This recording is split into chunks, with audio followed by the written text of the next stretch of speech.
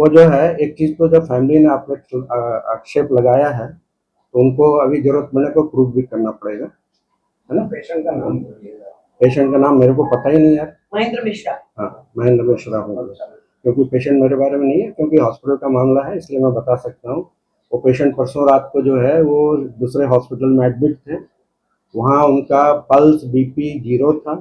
उनकी हालत यहाँ शिफ्ट होने लायक भी नहीं थी, फिर भी वो लोग वहाँ से झगड़ा करके उठा के यहाँ लाए।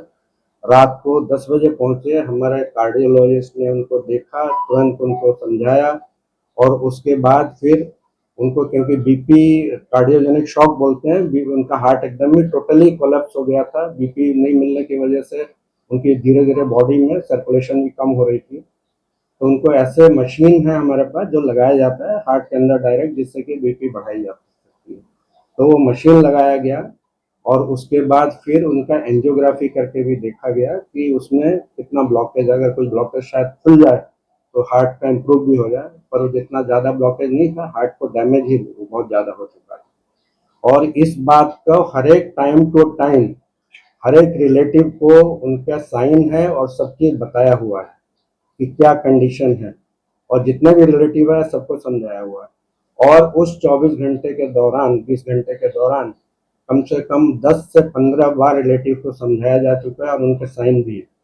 उसके बाद अगर वो बोले कि क्या हो गया, कैसे हो गया, और कुछ लोग आके हंगामा मचाए जिनको पता भी नहीं है, ये तो टोटली गलत है। और उसके बाद फिर हम लोगों ने बोला भी कि अभी जो है चांस कम लग रहा है बचने का। फिर उन लोगों ने बोला हम दूसरी जगह ट्राई करना चाहते हैं। हमने बोला आपको ले जाना ले जाओ, पर बचने का चांस नहीं है, स्विचिंग और सीरियस भी हो सकता है।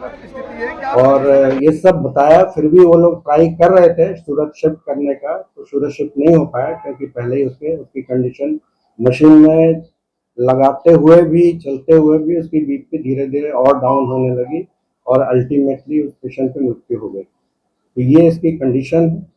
और जिस तरह से लोगों ने आक्षेप लगाया है, तो वो देखते हैं फिर क्या करना है। फिर उनको भी, उनके पास भी कोई नेचुरल एविडेंस तो होगा ही कि किस तरह से यहाँ की ट्रीटमेंट हुआ, क्या हुआ, जिस तरह से लगाया, तो ये तो फैक्ट की बात है।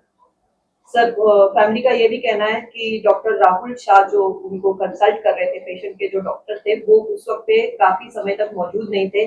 कई बार उन्होंने उनको अप्रोच करने की कोशिश की, लेकिन डॉक्टर राहुल शाह अवेलेबल ही नहीं थे।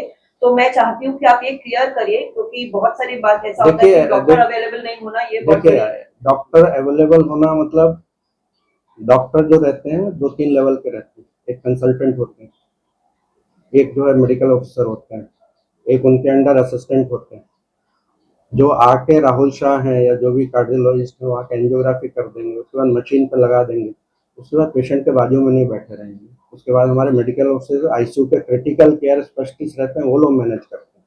हाँ, उसके बाद फिर से उनको एंजियोप्लास्टी की जरूरत पड़ जाती, एंजियोग्राफी की जरूरत पड़ जाती, ऐसी कोई प्रोसीजर की जरूरत पड़ती है तो हमारे डॉक्टर जरूर हाजिर रहेंगे। तो उसमें अगर वो एक्सपेक्ट करते हैं कि 24 घंटे डॉक्टर वही क्या वही, हाँ, आप ये बोलिए कि डॉक्टर थे कि नहीं, आईसीयू में डॉक्टर तो थे ना।